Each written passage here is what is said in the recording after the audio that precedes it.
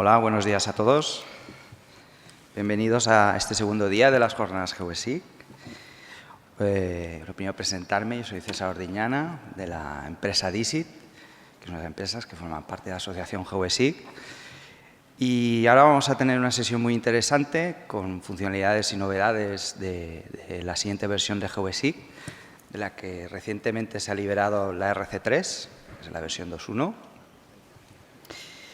Y antes de empezar, recordaros que esta noche tenemos una cena y el que quiera apuntarse, que pase por fuera. Son 17 € y la cena será esta noche a las 9:30, para el que quiera apuntarse. Empezamos con la primera charla, que nos la va a dar Álvaro, de la asociación GeoBasic, y nos va a hablar de las novedades que traerá la nueva versión 2.1 de GeoBasic. Bueno, pues buenos días a todos. Gracias, César. Os voy a contar las novedades de la nueva versión de GeoBasic, GeoBasic 2.1. Muchos de vosotros que nos sigáis por las redes sociales, el blog, etcétera, pues ya conoceréis algunas de ellas porque hemos ido adelantando información y artículos sobre las más interesantes o algunas de las más destacadas. Y luego también, como proyecto de software libre y como ha comentado César, pues vamos liberando todas las versiones de testeo, versiones candidatas a final, con lo cual pues ya podéis probar y ir viendo estas novedades que va a traer la próxima versión de GeoBasic. Lo primero que quiero decir, para los que no conozcáis mucho la historia en la parte técnica de GeoBasic, es que GeoBasic 2.1 se enmarca dentro de la rama de GeoBasic 2.x, que supone una ruptura a nivel de arquitectura con lo que había anteriormente. Se construyó un nuevo motor y, de hecho, esta va a ser la primera versión para trabajar en producción con esta nueva arquitectura. Salió una versión GeoBasic 2.0 que estaba más orientada a desarrollo para todos aquellos que ya quisieran desarrollar nuevas funcionalidades en esta arquitectura, y esta ya sí que es una versión destinada a los usuarios. Muy brevemente, esta arquitectura, las principales ventajas que tiene respecto a la anterior es que cualquier cambio tiene menos impacto, cualquier cambio a nivel de desarrollo de nueva funcionalidad, menos costes para desarrollar, menos tiempo para desarrollar, lo que nos va a facilitar tener versiones más frecuentes, poder desarrollar aplicaciones derivadas o productos derivados, ser más ágiles en la corrección de errores. Entonces, ayer, por ejemplo, se presentó GeoBasic Roads, que es un producto derivado y es relativamente sencillo realizarlo a partir de esta nueva arquitectura. O se presentó ese proyecto que está ahora fraguándose de GeoBasic aplicado a criminología. O, por ejemplo, el GeoBasic Educa, que es una versión de GeoBasic orientada a la educación secundaria, principalmente, que también está basado en esta nueva arquitectura. Es una facilidad, puedes coger componentes, añadir nuevos y crearte un nuevo producto de manera muy fácil. Bueno. Un repaso a las novedades que traía también a nivel funcional la versión 2.0 y que ahora vamos a tener para todos los usuarios, a nivel más de usuario, muy rápido, es que teníamos un nuevo instalador que nos permite instalarnos un GeoBasic a medida. Esto lo podemos hacer en cualquier momento. Desde GeoBasic podemos abrir el administrador de complementos, que es una funcionalidad que tiene, y a partir de ahí, si tenemos una conexión a Internet, conectarnos a todas las últimas novedades que tenga GeoBasic en ese momento, en tiempo real, y si no tenemos una conexión a Internet, incluso tenemos una serie de complementos o plugins adicionales que no vienen instalados por defecto en GeoBasic y que le añaden pues, más funcionalidad o incluso complementos que no tienen necesariamente que ver con nuevas herramientas, como pueden ser bibliotecas de símbolos. Resumiendo, nos hacemos un GeoBasic a medida. El usuario se puede hacer un GeoBasic a medida según las extensiones o las funcionalidades que utilice. Como es normal, pues el GeoBasic, la instalación básica, intenta tener las herramientas que son de uso más general. No tiene sentido que instale por defecto una simbología, por ejemplo, de protección civil o de gestión de emergencias, pero los usuarios que trabajen en ese sector van a poder instalarse esa biblioteca en su GeoBasic desde la misma instalación. Luego también, y Óscar os hablará un poco más de ello, se incluyó Python como lenguaje de programación para hacer scripts. GBSIG sabéis que está desarrollado en Java, que es pues un lenguaje más complejo para los que no somos informáticos, y con Python pues es relativamente sencillo hacer nuevas funcionalidades. Bueno, un poco la imagen que tenéis ahí representa esto del cubo de Rubik. Con todos los colores sería Java, que hay gente que lo hace, pero son los informáticos, los que son listos. Y los que no sabemos de informática, pues con Python podemos hacer el cubo amarillo, que es bastante sencillo. Simbología. Aquí había una novedad que yo creo que es muy interesante para todos los que hacemos mapas, que podíamos generarnos nuestras propias bibliotecas de símbolos. Pues si tú tienes una simbología en tu organización con una serie de iconos en JPG, SVG, PNG, etcétera, de manera muy rápida le dices que te lo importe, le das un nombre a esa simbología, un tamaño por defecto y ya la tienes creada. Y más interesante aún, puedes generar un paquete de forma automática, un complemento, y ese plugin lo puede instalar cualquier otro usuario de GBSIG. Y ya que hicimos esta funcionalidad, dijimos, pues vamos a hacer una batida por librerías de símbolos que hay con licencia libre, de libre acceso, de libre uso, Creative Commons, y vamos a ver cuáles de ellas podrían ser interesantes para los usuarios de GBSIG. Y generamos unas cuantas, ya para la versión 2.0. Una que contiene todos los símbolos de Google, otra los símbolos de OpenStreetMap, otras símbolos forestales basados en una librería de símbolos del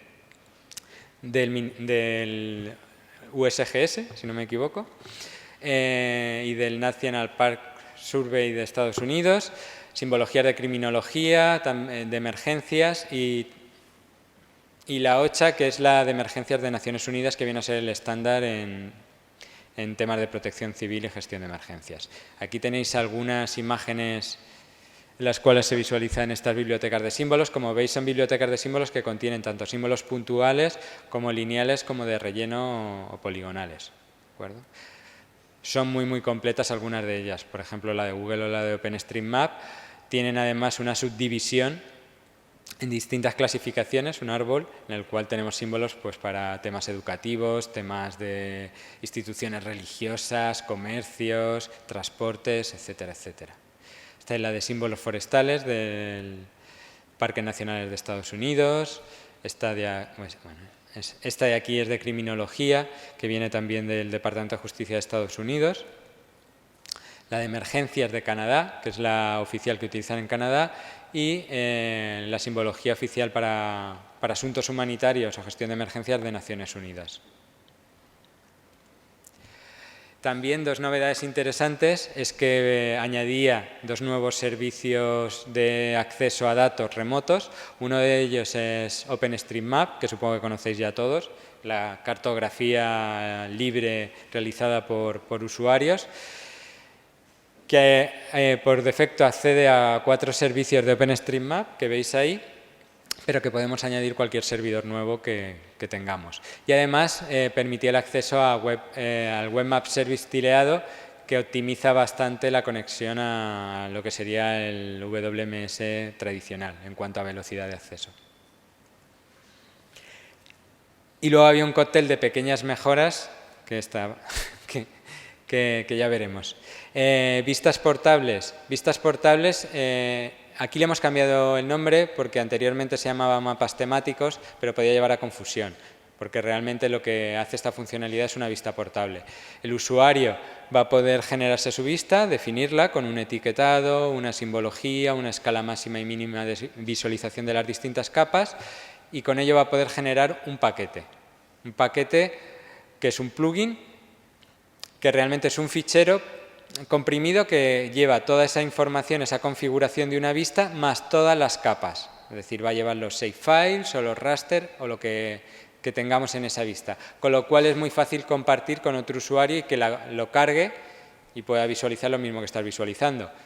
Porque si no, la manera tradicional es enviarle las capas, decirle en qué rutas la tiene que poner para que se visualice exactamente igual como lo tienes tú en tu ordenador. Con lo cual es una manera muy rápida de compartir.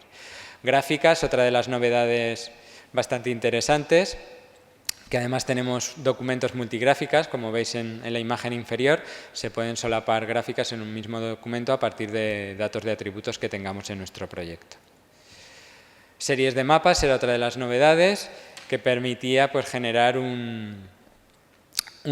automáticamente lo que sería una serie de mapas que puede generar cualquier instituto cartográfico. Para realizar a veces trabajo de campo puede ser muy interesante.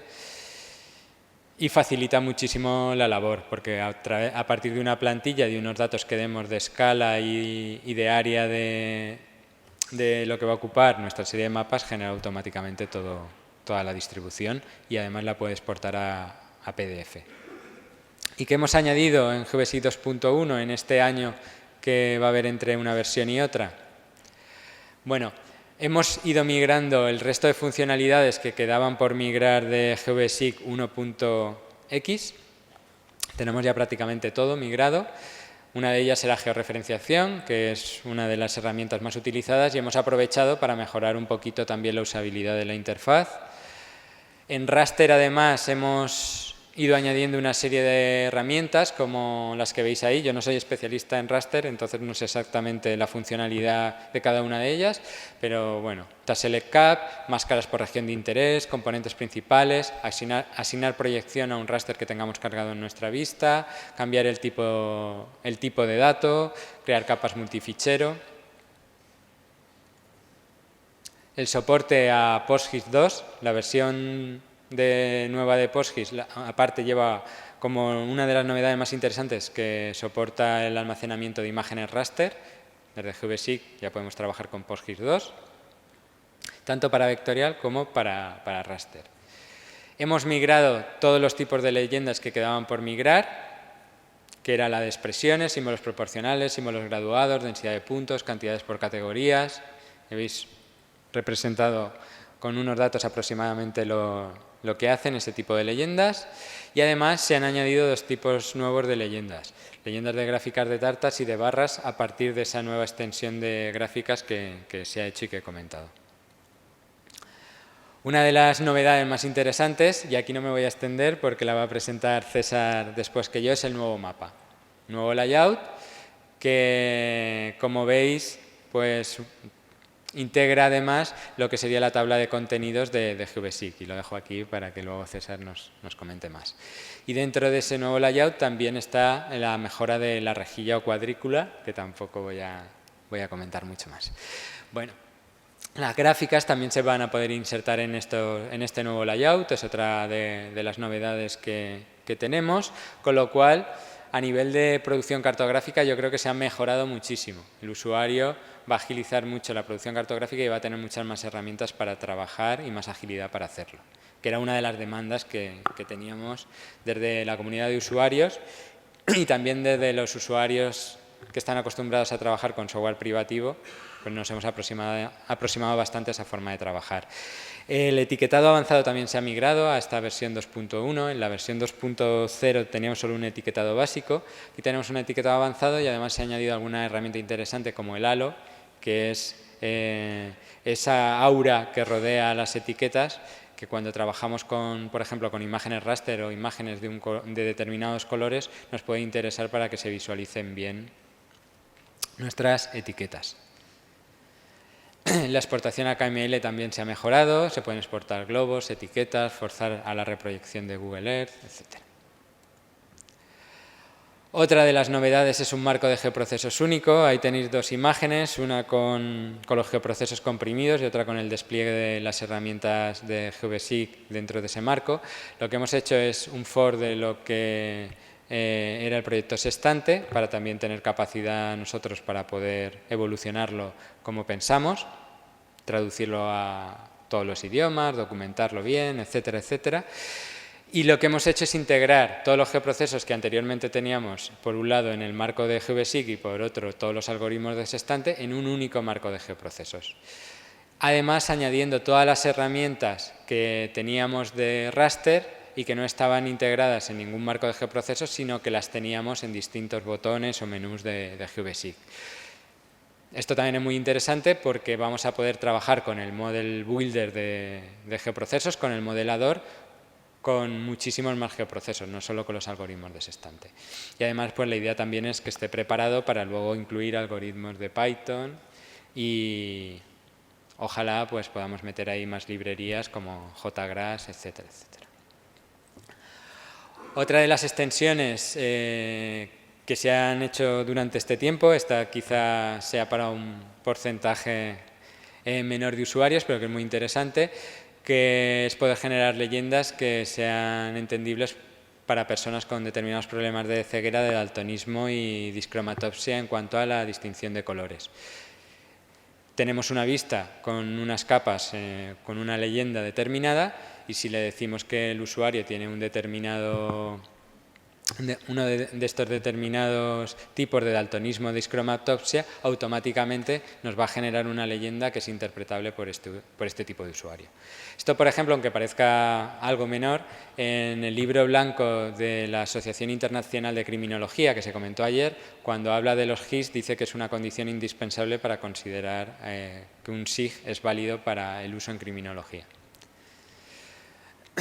Otra de las novedades que se ha añadido en los últimos builds de testeo o versiones de testeo de GVSIG es el editor alfanumérico. Desde una vista vamos a poder editar datos sin tener que poner la capa en edición, ir a la tabla, etcétera, lo cual agiliza bastante el trabajo de actualización de nuestra información alfanumérica. ¿De acuerdo? Realmente es como una ventana de información en la cual podemos cambiar los datos. Geometrías derivadas es otra de las herramientas que ya existía en la versión 1.x, aunque no era muy conocida, y la hemos migrado y mejorado también para esta versión 2.0. Lo que hace es que a partir de una capa de puntos, tenemos una serie de puntos con coordenadas determinadas, vamos a poder decirle que nos genere polígonos y líneas. Vamos a seleccionar, por ejemplo, X puntos que forman una parcela y automáticamente nos genera un polígono. Esto es muy útil sobre todo para trabajos de topografía o de este tipo. Bueno.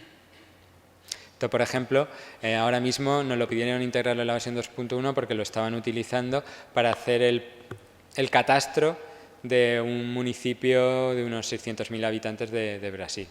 Entonces, tanto esto como la edición alfanumérica les será fundamental para poder hacer esa actualización de forma ágil. También se ha mejorado la gestión de memoria en GVSIG. Era una pregunta recurrente en las listas de correo de GVSIG, cómo ampliar el uso de memoria. Había que hacerlo mediante editando un fichero de texto, con lo cual era un poco engorroso para un usuario al uso.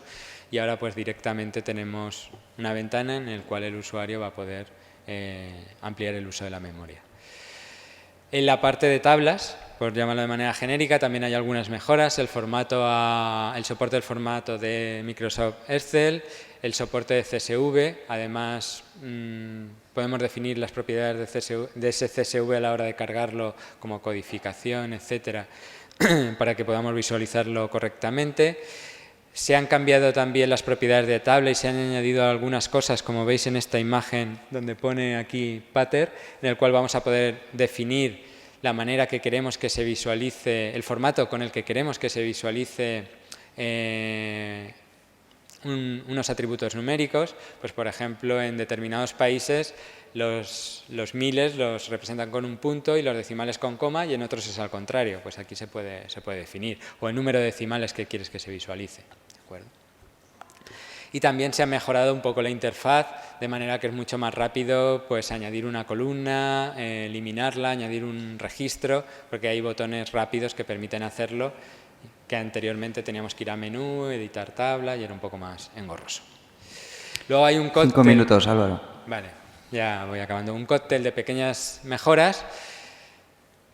Me dejo muchas porque GVSIG 2.1 tiene muchísimas pequeñas mejoras en muchos sitios, pero bueno, algunas de las más representativas es el soporte para Linux de 64 bits. Tenemos distribución tanto para 32 como para 64.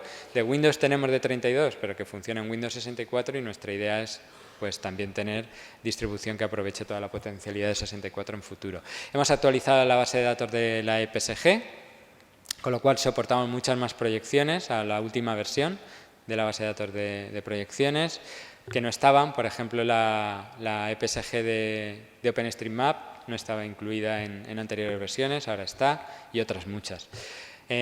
Funcionalidades sencillas como arrastrar y soltar capas desde un navegador de archivos, nuestra vista, que es algo que agiliza bastante la carga de capas, importar y exportar leyendas en formato SLD, funciones nuevas que se han añadido a la calculadora de campos, hay nuevas interfaces para crear capa, para exportar capa, para consultar información, se ha añadido el soporte raster en scripting, se han corregido cientos de bugs que ha ido detectando la comunidad de usuarios. Se ha cambiado completamente la conexión y exportación a PostGIS, mejorándola. En fin, pensamos que hay bastante nueva funcionalidad en esta versión 2.1, más allá de lo que he comentado de las mejoras en arquitectura. Y también hemos añadido nuevas bibliotecas de símbolos.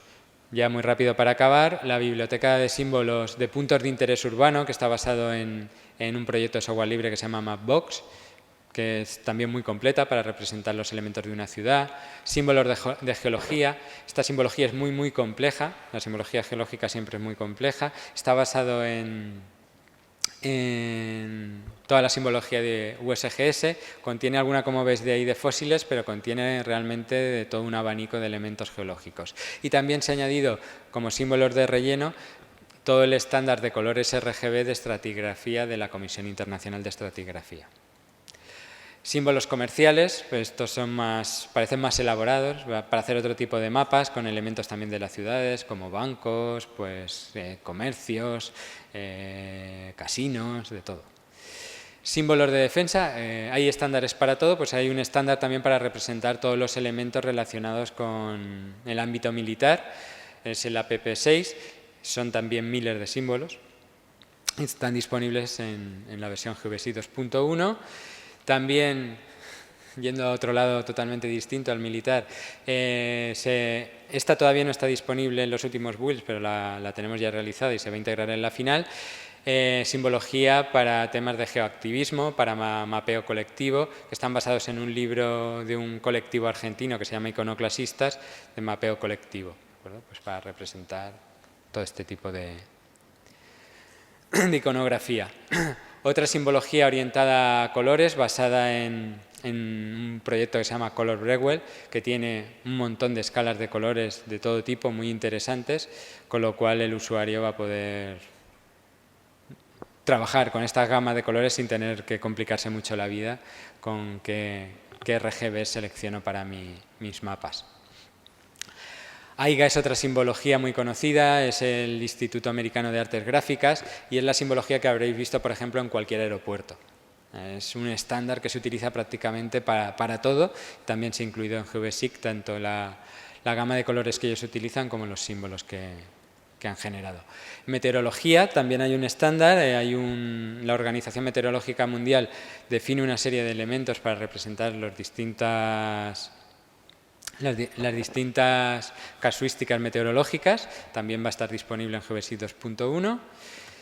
Y en definitiva, pues nuestro objetivo era intentar tener un GVSIC lo más robusto, estable, escalable y fácil de mantener, y pensamos que esto puede ser la base de GVSIC 2.1. Ya para acabar, ¿en qué estamos trabajando a partir de aquí? Bueno, decir que GVSIC 2.1, la tercera candidata final salió hace 2 días, si no me equivoco, 2-3 días, y para la final queda muy poquito. Nuestra idea es corregir un par de errores más que consideramos importantes y a partir de ahí liberarla. O sea que la tendremos en las próximas semanas prácticamente seguro. Además vamos a aprovechar, también lo comento, para con la salida de esta versión sacar una nueva web que integre las dos que tenemos actualmente, gvsic.org y gvsic.com, mucho más moderna, más visual, con toda una base de datos de conocimiento de proyectos finales de carrera, artículos, etcétera, dentro de esta web, y que espero que sea útil para todos los usuarios de la comunidad. Y cosas en las que estamos trabajando, porque os vayan sonando. A ver, nuestra intención es sacar la versión 2.2 muy rápida respecto a 2.1. Entonces, la versión 2.2 lo que esperamos que tenga es alguna de estas mejoras, depende pues cuando estén acabadas, más seguir afinando esta versión de GVSIC 2.1 en cuanto a detección de errores por la comunidad. ¿En qué se está trabajando? Se está trabajando en mejoras de edición. Toda la parte de edición era una de las quejas de parte de la comunidad, que no iba todo lo bien que debía ir, y ya se está trabajando en mejorarla. Se está trabajando en integrar, se ha hecho ya alguna prueba de concepto, WorldWine dentro de GVSIG. Para los que no lo conozcáis, es el globo 3D de la NASA. Y creo que va a ser también algo muy interesante porque además va a acercar a otra comunidad de software libre a GVSIG. WorldWine está desarrollado en Java también, además. Simbología y etiquetado por escalas, que podamos definir distintas simbologías y etiquetados según la escala en la que estamos trabajando, también es una novedad muy interesante y esta está prácticamente finalizada. Servicios OGC autentificados, inclusión de formatos de subsuelo para trabajar en temas de geología, petróleo, etcétera, etcétera. Publicación de servicios OGC lo va a presentar ahora José, el compañero. Y luego, una de las cosas inmediatas que va a pasar cuando acabemos la GVSIG 2.1 es trabajar en estas tres cosas que tenemos aquí. Versión oficial para Mac, que ya toca. Está planificado como la siguiente prioridad. Una distribución GVSIG para Brasil, porque el gobierno de Brasil tiene un repositorio oficial en el que vamos a incluir a GVSIG como primer software no brasileiro y bueno, simplemente es otra de las mejoras que tiene GVSIG a nivel de desarrollo, que es muy fácil generar una distribución que por defecto esté en un idioma, que esté en un sistema de coordenadas X y que tenga unos servicios WMS, FS, etcétera, por defecto asignados.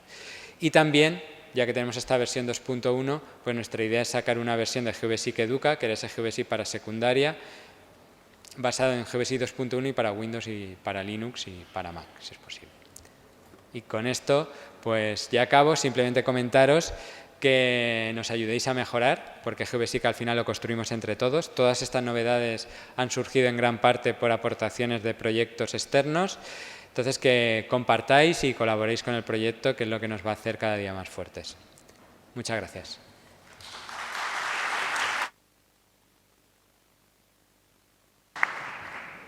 Muchas gracias, Álvaro. La verdad es que son muchas las novedades de esta versión. Quedarían para 3 jornadas viendo detalles.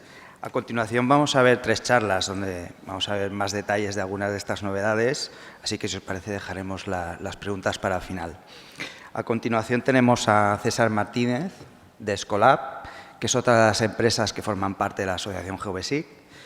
Y nos va a hablar de mejoras que se han realizado en el documento mapa para la versión 2.1 de GVSIG, todo ello en el contexto del proyecto IDEX. Cuando quieras, César.